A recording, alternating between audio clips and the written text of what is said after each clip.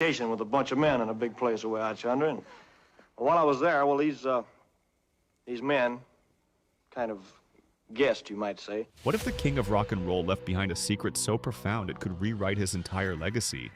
Deep beneath Graceland's glittering halls, hidden for nearly 50 years, lies a vault of Elvis Presley's most private thoughts. Tapes, journals, and whispers from a man the world thought it knew.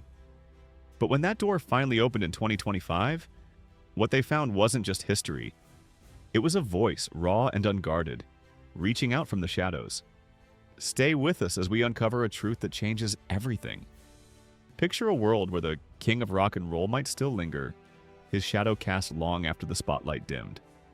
Graceland, Elvis Presley's iconic Memphis mansion, has always carried an air of enigma, its walls echoing with untold tales.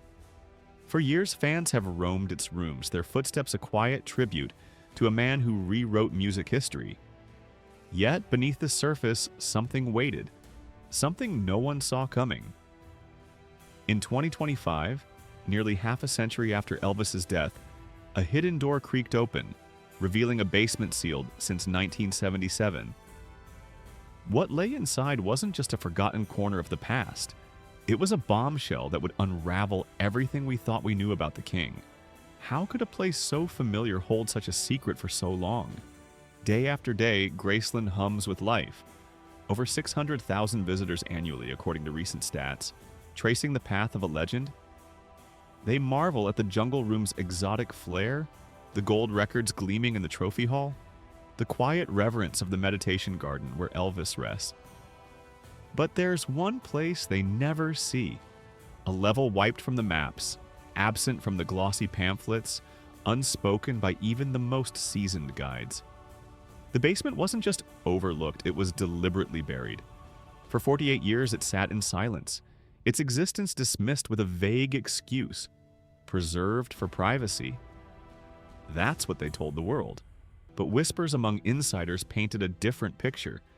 A story of a door locked, not to keep people out, but to keep something in. What could be so precious or so unsettling that it stayed hidden all this time? The truth began to stir with a murmur in early 2025. Graceland's management played it cool, a press release about routine upkeep, a bit of structural TLC. Nothing to see here, they said. But behind the scenes, it was chaos. Urgent memos crisscrossed desks, and a team was quietly pulled together, not your average contractors, but a crew of elite specialists. Historians with decades of Elvis lore, security pros trained to handle the unexpected, preservation experts armed with cutting-edge tech, all bound by strict NDAs. They weren't there to patch walls or fix pipes. Their mission was to breach the basement, a space even Elvis's closest confidants had sidestepped since his final days. As they gathered their gear, archival scanners, containment kits, and more, the air buzzed with a question no one dared voice. What had been waiting down there all these years? The descent felt like crossing into another era. A false wall slid aside, revealing a narrow staircase swallowed by shadow.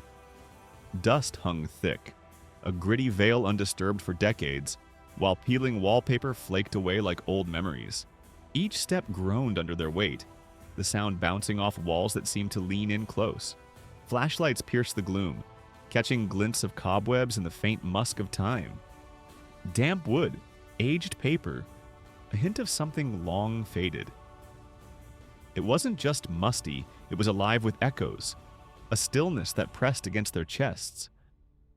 At the bottom, a lone bulb dangled, swaying on a frayed cord, its weak glow spilling over a scene frozen in 1977. Furniture draped in dusty sheets, a turntable cradling a warped vinyl, a pair of Elvis's signature shades perched on a velvet pillow.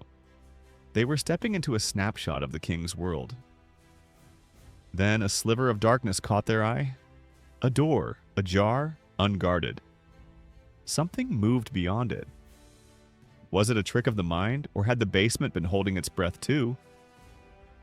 Stepping through that door was like walking into Elvis's soul. The first space they found was the fabled TV room, a legend among fans but never seen until now. 3 vintage sets, just as the stories promised, lined up in a row, their screens dark yet somehow expectant. aimed at a low couch still indented from use. Elvis loved his news, they say. He'd watch 3 channels at once to stay ahead of the world. Here it was, untouched, a time capsule of his quirks and obsessions. The glow of ghostly static flickered faintly, as if the room hadn't given up waiting for him. But that was just the start. Beyond the TVs, shelves held treasures. Books with his scribbled notes. Everything from philosophy to car manuals, letters to friends like Frank Sinatra, and journals spilling his rawest thoughts. One entry, penned in 1976, mused, "I need to get back to the roots, just me and the sound." Could these pages hold the key to a side of Elvis we never knew? The deeper they went, the wilder it got. Tucked in a corner, a makeshift studio emerged from the shadows. Microphones caked in dust, reels of tape stacked high. Labels hinted at gold, alternate cuts of jailhouse rock, a never-heard ballad called Echoes in the Dark. Experts estimate unreleased Elvis tracks could fetch millions today, but this was more than money. It was a window into his creative mind, locked away for decades. Then came the shock that stopped them cold. A rustle, a whisper, a shadow shifting in a back room. Heartbeats pounding, they pushed forward and found him. A man weathered but alive, claiming to be kin to Elvis, tasked with guarding this secret vault. His bed, his supplies, his story, it all fit, impossibly. He wanted it safe, he said, eyes glinting with devotion. Who was he, and how had he stayed hidden in plain sight? The room was pure Elvis, a vivid snapshot of the King's bold, unapologetic style. Walls drenched in black and yellow, ceilings mirrored to reflect every detail, and shag carpet so thick it swallowed footsteps. A lightning bolt stretched across the far wall, a tribute to his famous motto, "Taking care of business in a flash." It wasn't just decor, it was a time capsule of his essence frozen in place. Yellowed magazines sat stacked on a side table, their covers brittle with age. Empty soda bottles stood like sentinels, gathering dust beside an ashtray. A pair of loafers rested near the couch, angled toward the television as if their owner had just stepped out for a moment. There were no staged props, no hidden messages waiting to be uncovered. Just Elvis, suspended in absence. But then the stillness shattered. A creaking sound echoed from beyond the far wall. Not the random groan of an old house, but something deliberate.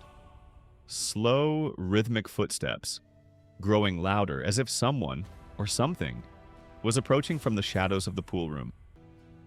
The pool room itself was a marvel, unlike anything else in Graceland. It wasn't just a space, it was a transformation. Every inch of the ceiling and walls was draped in pleated fabric, swirls of blues, golds, and burnt orange that seemed to pulse with life. The design felt dreamlike, almost surreal, as if time had stopped in 1974. This was Elvis's sanctuary within a sanctuary, a place where he could shoot pool, share laughs with friends, or simply vanish from the world's gaze. When the restoration team stepped inside, the air thickened. Time didn't feel like it had passed, it felt paused. The pool table stood exactly as it always had. It felt pristine. Balls racked as if a game had ended mid-shot. Custom lighting fixtures, now flickering back to life with restored power, cast amber hues across the richly textured walls. Cue racks, leather chairs, even unopened cigarette packs sat untouched, preserved like sacred relics. The room was flawless, too flawless. That's when someone noticed it. The silence. Not just quiet, but the kind of silence that presses against your chest, the kind that only exists in places completely abandoned by life. No dust trails, no footprints, yet nothing had tripped the basement's advanced security sensors, installed years ago and monitored routinely. It didn't make sense. Whispers began to ripple through the crew, not about history, but about presence. Had this room truly been undisturbed for nearly 5 decades? Or had someone or something been keeping watch from the shadows all along? What happened next wasn't paranormal, but it was just as unsettling. There were no flickering apparitions or ghostly whispers, but the atmosphere shifted all the same. The team hesitated, their flashlights tracing the edges of the passage. It was tight, barely wide enough for one person, and the air inside felt different, cooler, stiller, as if it hadn't been disturbed in years. They moved forward, step by cautious step, the walls closing in around them. The passage twisted once, then twice, before opening into a small, windowless room. Unlike the rest of the basement, this space wasn't frozen in time. It was lived in. A cot sat in one corner, neatly made. A small table held a stack of books, philosophy, car manuals, even a dog-eared copy of The Prophet by Khalil Gibran, a known favorite of Elvis. A lantern, long out of fuel, rested on a shelf. And there, in the center of the room, was a journal. Its pages were filled with handwritten notes, the ink faded but legible. The handwriting was unmistakable. Elvis's own looping scrawl. One entry, dated 1976, read, "I need to get back to the roots, just me and the sound." Another, more cryptic, simply said, "They don't understand." Maybe they never will. The team stood frozen, their minds racing. How had this room stayed hidden for so long? And more importantly, who had been using it? As they sifted through the journal, a noise echoed from the passage behind them, a soft, deliberate shuffle. Heartbeats pounding, they turned to face the entrance. A figure emerged from the shadows, not a ghost, but a man. Weathered, with eyes that held decades of secrets.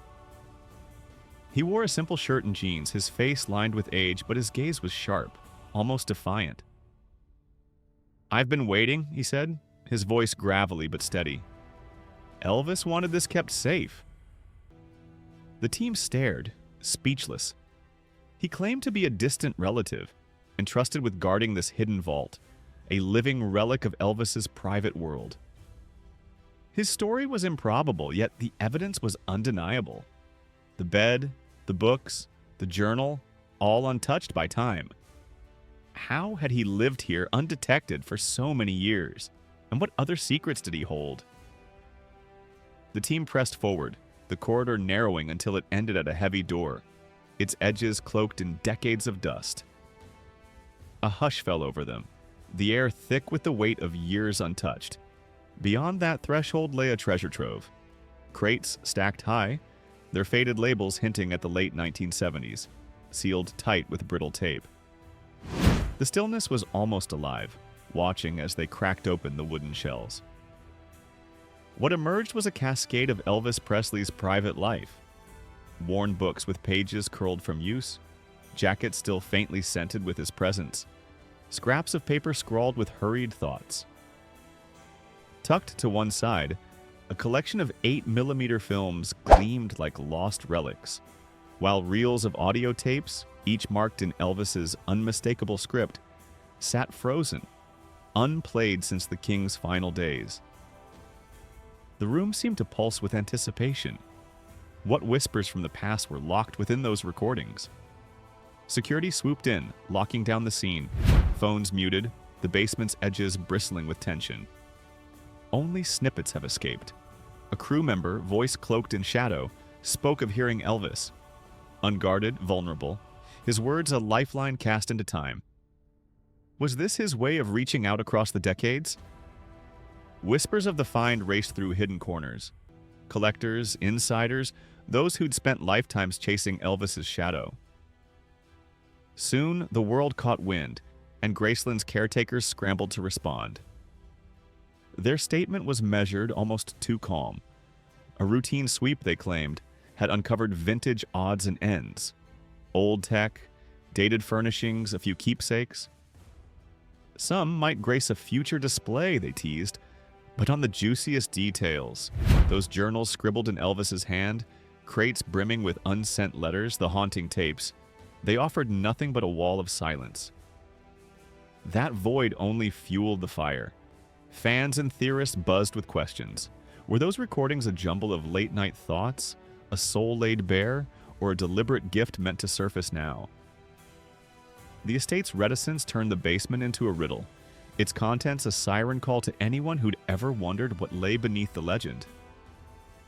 Nearly 50 years on, Elvis's voice, stripped of stage polish, seems to ripple out from that hidden chamber, daring us to listen closer. In the wake of the discovery, archivists descended, piecing together a portrait of the basement's role in Elvis's world. Documents pulled from Graceland's vaults painted a vivid scene. In his last years, he'd lingered there often, not just passing time, but seeking solace. Far more than a hideout or a place to unwind, it was his cocoon, a space where the king could drop the crown. Vinyl records stood in neat rows, personal notes lay scattered like breadcrumbs, and outdated audio gear hinted at hours spent tinkering. Then came the real jolt. Locked boxes hiding journals, unopened envelopes, and tapes dated mere weeks before August 1977. Experts wager these weren't for the spotlight. They were Elvis's heart on paper and tape, musings or truths he'd locked away from a world he'd grown wary of. He'd long sidestepped the press and questioned loyalties around him, and this basement became his fortress of quiet. What's certain is that it cradled more than trinkets. It held the man behind the myth, revealed only now as the dust of decades lifts.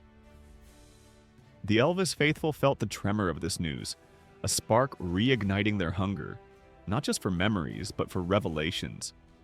Historians and doubters alike pivoted toward Graceland, eyes sharp with curiosity. What had he stashed in that shadowed retreat? Was it a conscious legacy, or a life simply paused mid-step? Most urgent of all, how much would the estate unveil? Word slipped out that parts of the basement are sealed off again, guarded by preservationists sifting through the hall with meticulous care. No outsiders breach its silence now, but the stakes are clear. Elvis's story isn't finished. Those crates didn't just sit there, they waited, holding echoes of a life that might rewrite the king's tale. Could the next tape or letter flip the script on everything we've believed? The buzz grows louder and the world leans in, eager for the moment. Graceland cracks open its vault just a little wider. Amid this unfolding saga, one name shines bright: Priscilla Presley, Elvis's ex-wife and a force in her own orbit. Her life weaves a tapestry of glamour and grit, mirroring yet diverging from the king's path. Once cruising in a 1970s Mercedes-Benz 600, a car Elvis himself might have envied, she now favors sleek modern rides like a Tesla Model S. Her wrist glints with a Patek Philippe Nautilus, a subtle nod to timeless luxury. Real estate tells her story too. She's held a $13 million Beverly Hills estate and once owned a private jet, a Gulfstream G450, sold off as priorities shifted. These discoveries don't just rewrite history, they deepen our connection to a voice that never fades. What did you think of these hidden gems? Drop your thoughts in the comments. Maybe you've got a theory about what else lies beneath Graceland's floors. If this journey moved you, give it a thumbs up and join our community for more stories that peel back the curtain on the legends we love.